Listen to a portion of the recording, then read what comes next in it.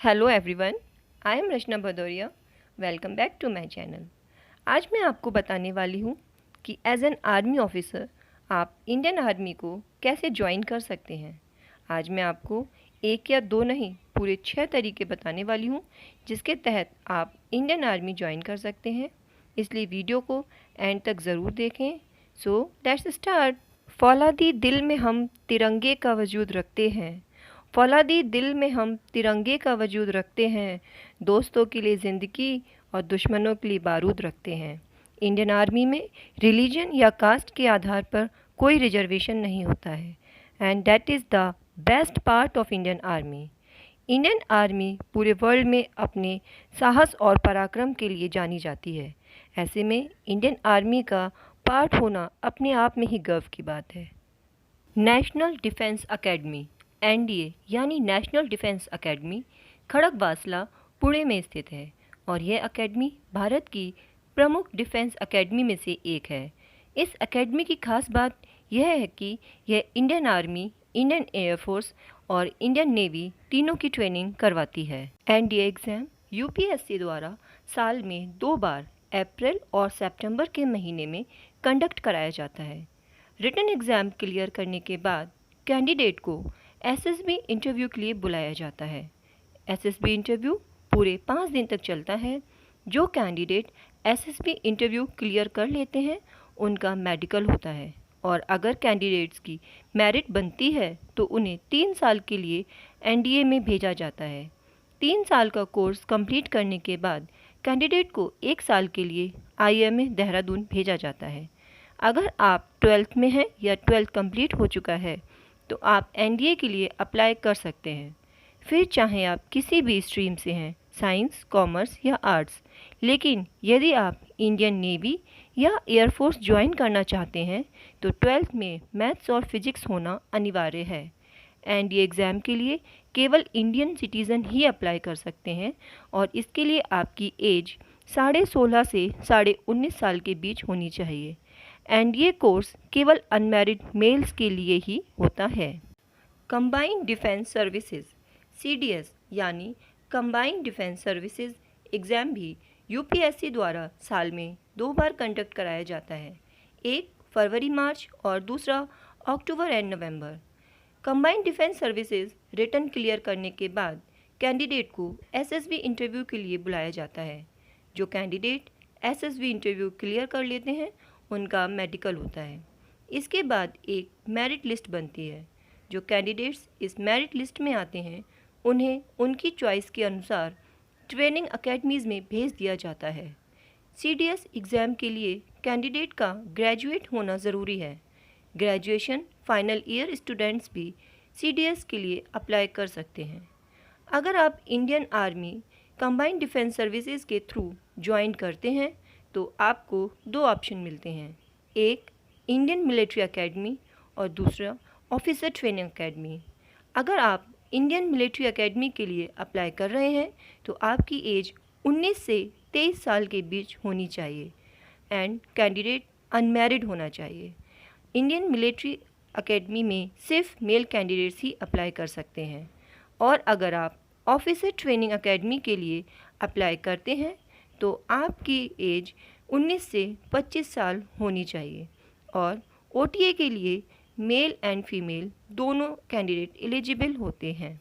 Technical entry scheme TES यानी technical entry scheme के through आप इंडियन आर्मी की इंजीनियरिंग ब्रांच और टेक्निकल ब्रांच को ज्वाइन कर सकते हैं। टीईएस एग्ज़ाम इंडियन आर्मी द्वारा साल में 2 बार कंडक्ट कराए जाते हैं। इसकी ट्रेनिंग पूरे 5 साल चलती है, जिसमें से पहले साल ऑफिसर ट्रेनिंग एकेडमी गया में ट्रेनिंग कराई जाती है और बाकी के 4 साल आपकी ट्रेनिंग इंडियन आर्मी के इंजीनियरिंग कॉलेज में कराई जाती है, जो कि पुणे में स्थित है। अगर आप टीईएस के लिए अप्लाई करना चाहते हैं तो आपके पास 12th में फिजिक्स, केमिस्ट्री और मैथ्स में मिनिमम 70% मार्क्स होना ज़रूरी है।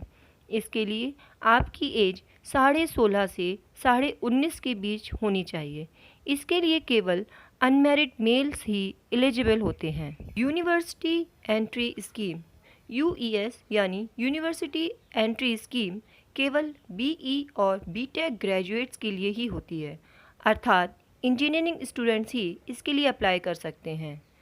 इसमें अप्लाई करने के लिए इंजीनियरिंग के प्री फाइनल ईयर में ही अप्लाई करना होता है और कैंडिडेट की एज 18 से 24 साल तक ही होनी चाहिए। यदि कैंडिडेट इसके सिलेक्शन प्रोसीजर को क्लियर कर लेता है तो कैंडिडेट को ग्रेजुएशन कंप्लीट होने के बाद आईएमए देहरादून ट्रेनिंग के लिए भेज दिया जाता है। टेक्निकल ग्रेजुएट्स कोर्स टीजीसी यानी टेक्निकल ग्रेजुएट्स कोर्स के तहत इंजीनियरिंग के स्टूडेंट इंडियन आर्मी को एज एन ऑफिसर ज्वाइन कर सकते हैं। इंडियन आर्मी टीजीसी एग्ज़ाम साल में 2 बार कंडक्ट करवाती है, एक मई और जून में और दूसरा नवंबर और दिसंबर में। अगर आप इंजीनियरिंग के फाइनल ईयर में हैं या आपकी ग्रेजुएशन कंप्लीट हो चुकी है तो आप टीजीसी एग्ज़ाम के लिए अप्लाई कर सकते हैं। इसके लिए आपकी एज 20 से 27 साल के बीच होनी चाहिए और अगर आपने पोस्ट ग्रेजुएशन कंप्लीट की है एमए या एमएससी के साथ तो आप इस एंट्री के थ्रू आर्मी एजुकेशनल कॉर्प्स के लिए अप्लाई कर सकते हैं। इसके लिए आपकी एज 23 से 27 साल के बीच होनी चाहिए। शॉर्ट सर्विस कमीशन एसएससी यानी शॉर्ट सर्विस कमीशन भी टीजीसी की तरह टेक्निकल एंट्री होती है, पर डिफरेंस यह है कि टीजीसी एंट्री में आप परमानेंट कमीशन के लिए अप्लाई करते हैं और एसएससी एंट्री में शॉर्ट सर्विस कमीशन के लिए अप्लाई करते हैं। शॉर्ट सर्विस कमीशन मतलब आप इंडियन आर्मी में 10 से 14 साल तक सर्विस कर सकते हैं और 10 साल सर्विस कंप्लीट होने के बाद आपको 3 ऑप्शन दिए जाते हैं। या तो आप परमानेंट कमीशन के लिए अप्लाई कर सकते हैं, या तो आप रिटायरमेंट ले सकते हैं और या फिर आप चाहें तो अपनी सर्विस को और 4 साल एक्सटेंड करा सकते हैं। अगर इस 4 साल के एक्सटेंशन पीरियड में आप रिज़ाइन देना चाहें तो वो भी दे सकते हैं। एसएससी का नोटिफिकेशन साल में 2 बार निकलता है, एक जून और जुलाई में और दूसरा दिसंबर और जनवरी में।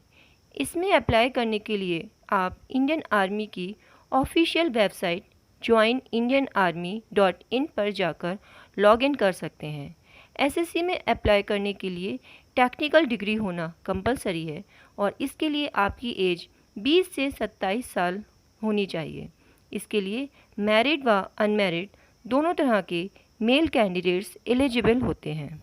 तो ये थी 6 कैटेगरीज जिनके थ्रू आप as an army officer Indian army join कर सकते हैं।